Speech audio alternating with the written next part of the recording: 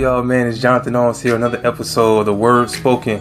Man, I appreciate all the love and support. Subscribe and like, so this video can get pushed out by YouTube to more and more people that they may be blessed. Man, and again, subscribe, and that way you can hit the notification bell. That way you get updated every time I release another video. I thank you for all the support that you did on last video. You got more views, and just hopefully that can just get more and more people to, you know, see and be blessed by the grace of God through my words. And if you haven't noticed, I put it out on my Twitter page. That's also the Word Spoken too. But I put it out because I had new merchandise. I mentioned it before, but this is like I'm finally wearing it, and hopefully you can see. I'll try to put the description in. I'll put the link in the description. That way you can see, and then you can actually buy if you like it. It's the Word Spoken, Ephesians 6:17. Your greatest weapon and your only weapon that you ever need is the sword of the Spirit, which is the Word of God. And that's why you must speak it, because that word is your weapon. And that's what God tells us to do. So you get yours today, and thank you again. So wait, now it's gonna be cool, because I have, so stay to the end, because I'm going to like put a little segue into part 2. This is 2-part because this is a lot of information. It's 2-part, and I'm trying to be quick on both parts. So this is part 1. Part 2 is gonna come, Lord's willing, and I believe you're gonna like it. So part 1 today. So let's start off. You saw what I put on my thumbnail. Feelings are not intelligent. Now you might have heard these things, because I put how to be emotionally healthy. Now you heard it different ways, maybe emotional, I don't know, fortitude, emotional intelligence, emotional, whatever it is. But even though all those things are talking about real things, the emotions themselves are not intelligent. What do you mean, Jonathan? Well, let me tell you what I mean. Feelings are not smart. So what I mean, your feelings must borrow thoughts. What do I mean by that? You only are moved with feelings and emotions because you experience a thought. Because you have experienced a thought, that now triggers emotions based off the thought that you had thought. The thought that you was thinking drove your emotion. Oh, I thought about my last boyfriend or last girlfriend and how that ended badly. Now you're experiencing anguish, you're experiencing, frustration, you're experiencing, sadness, you're experiencing all those things. Why? Because your thought has changed, and then by default, your emotions ran after that thought and grabbed that thought, and now you're emoting. So that's what I mean. Feelings themselves are not intelligent. They are there as a response mechanism to what life throws our way. So why is this important? That means because you shouldn't live in the emotions. We're trying to be emotionally healthy, right? So that means we shouldn't live in the emotions if the emotions are not intelligent. We shouldn't live through them. Oh, don't get it twisted, don't get it wrong. Emotions are very important because God gave them to us. Why? Because emotions are alarms. Let me say that again. Emotions are alarms. They are what God gives us to alarm us something deeper and something is going on. So whenever you're emoting certain ways, there are alarms that trigger and be like, something is wrong. Why am I feeling depressed? Why am I feeling this way? God's like, I gave you that because there are alarms. But they are alarms that just as smoke goes off, like a fire goes off and it's giving off smoke, the smoke detector are your emotions. But the smoke detector is not the problem. It's just detecting a bigger problem, which is the fire. So your emotions are letting you know, that there's a fire going on that you need to put out. Which that was a great analogy by Dr. Tony Evans, that he gave that analogy that your emotions are just letting you know that something bigger is going on. So how do you address all that and be emotionally healthy? And two, we're going to get into part 2 that lets you know some deeper reasons why your emotions are going that way, and why, and what's the difference? What's the difference between emotions and how to decipher between, good and bad ones? So stay tuned for that. That's part 2. Part 1 right here, we're going to address actually like the overarching problem and how to be emotionally healthy. So since we know that, since we shouldn't live in that, and since we know emotions are important, but we still shouldn't live in that, why is that? It's because since emotions don't operate on reason, they're dangerous. Since emotions don't operate on reason, they are dangerous. Man. So, what to do when your emotions are controlling you? That's the question right there. What to do when your emotions are controlling you? Well, I know what I want to do, but what do you want to do when your emotions are controlling you? Now, it's important because Satan knows this. Oh my goodness. He knows this. So what does he try to do? He tries to get your mind. Remember I said emotions are not intelligent. They must borrow thoughts. So whoever owns the thoughts controls the emotions. So Satan gets the mind, he gets the thoughts to control the emotions. Now this is important, this is valuable, important, because I tell you, I kid you not, like you can be thinking certain things, and you can be feeling certain things like all over the place. One moment you're happy, one moment you're sad, one moment you're distraught, one moment you have joy, whatever it is, and you be like, what in the world is going on? Everything in my life is going okay right now. It seems to be. I'm getting the right space. I'm doing this. I'm in school. I got a good job. I'm doing this. I'm growing. I'm learning. Why in the world my emotions are going like left and right? It's because emotions themselves, you got to get it. They can be unstable because they don't have the intellect. It takes the intellect to stable them. It takes the intellect to stable the emotions. So you have to actually tell yourself in your mind that, nah, stuff is good right now. I'm good. I'm trusting in God. Stuff is good. And then that emotion of doubt or emotion of anguish will disappear when the mind starts to realize everything is okay. You're like, what in the world is going on? You're like, yes, because stable this, and then your emotions will stable. Your emotions will follow. You think I'm just making stuff up? Nah. God has already mentioned this in the Bible. That's why this is the word spoken. That's why this is the word spoken. So let's allow God's word to speak, because he already spoken. So Lamentations 3:19. Well, let's see what we'll start, because it's so good. Lamentations 3. Now, if you don't know what Lamentations is, it's the Old Testament. This is Jeremiah writing, and stuff was going crazy with Babylon and different things, and Jeremiah, Lamentations is basically like a passionate cry or plea to the Lord. You're lamenting.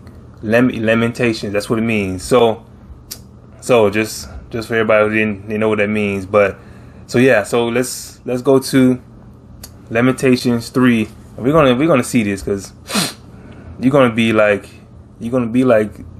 yeah, this is in the word. This is what God has said.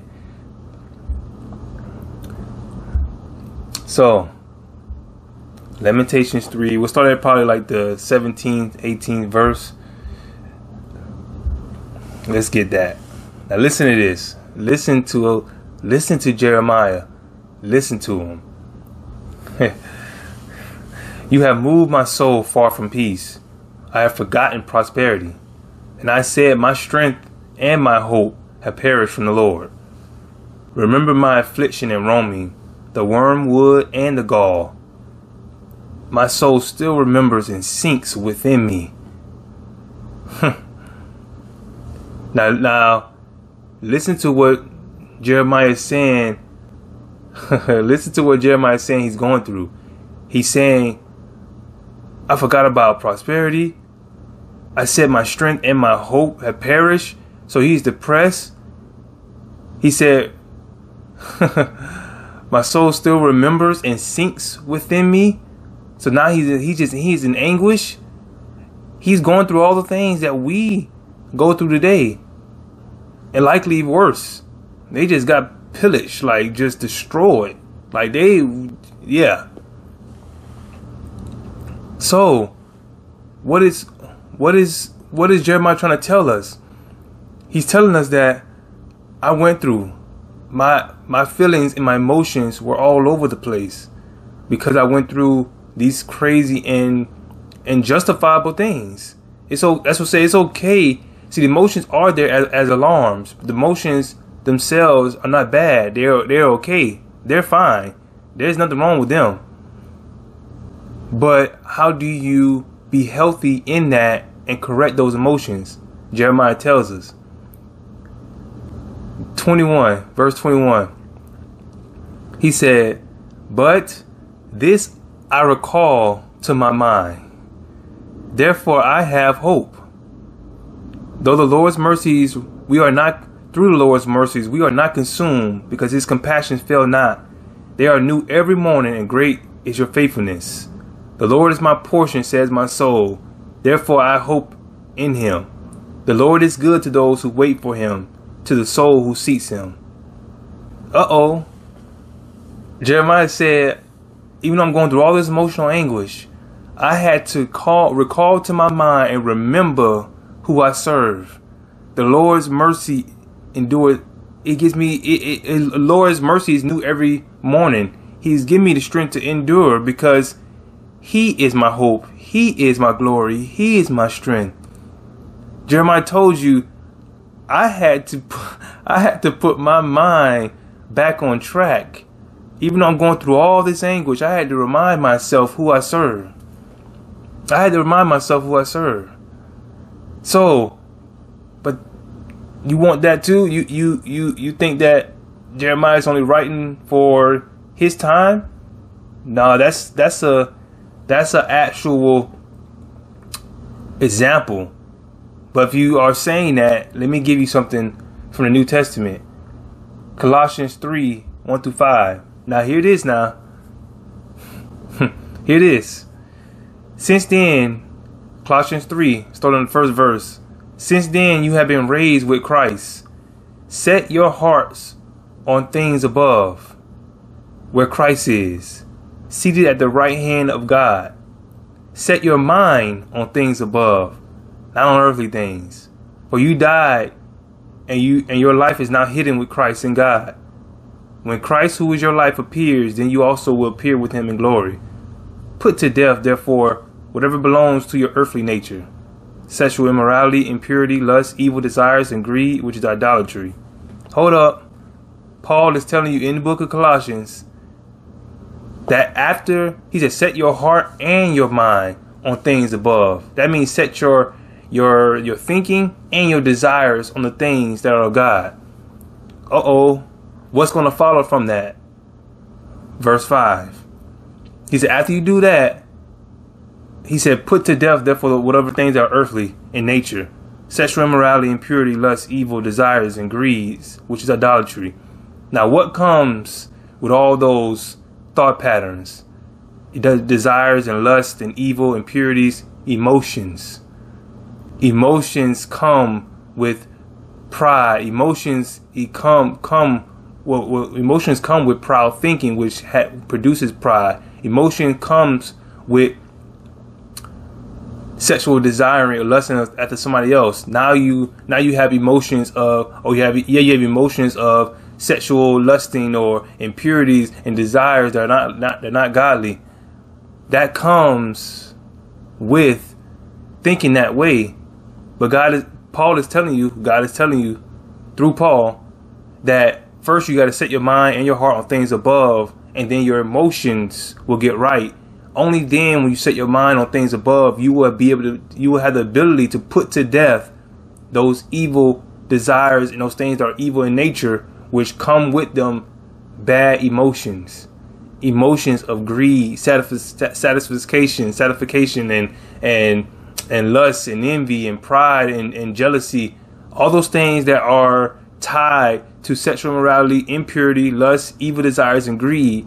All those things that have emotions tied to them, like I just said, like jealousy and envy, they will be put to death by simply putting your mind and your heart on those things that are above. Everything is tied to the mind.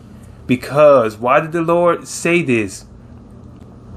He said the first and greatest commandment, love the Lord your God with all your heart, your soul, your mind, and your strength. Why is that important?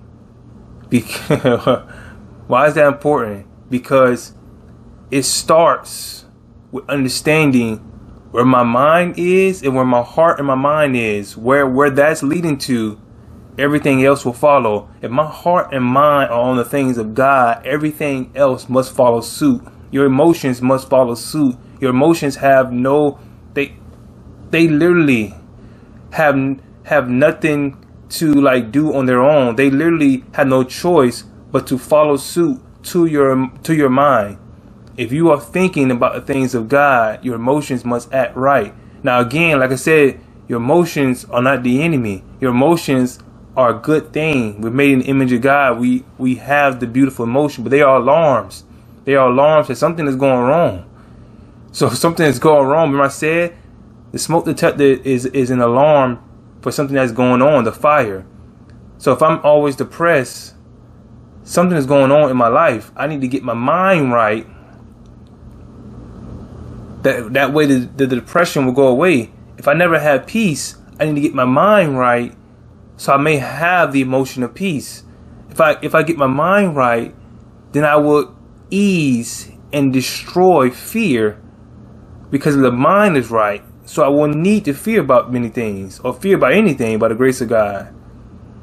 So that's your ticket. that's your ticket. Man, I hope you know I hope this bless you today. And what I mean by that is the ticket, that is the key to solving those things. And part 2 is coming. And we're gonna, like I said, we're gonna get into more about it, and we're gonna get into, you know, more about what's the base root of a lot of these emotional deficiencies and unhealthiness. So stay tuned. I'll see you next time on The Word Spoken, and we're gonna dive into more of His goodness for the Lord's glory. And I will see you next time. Peace.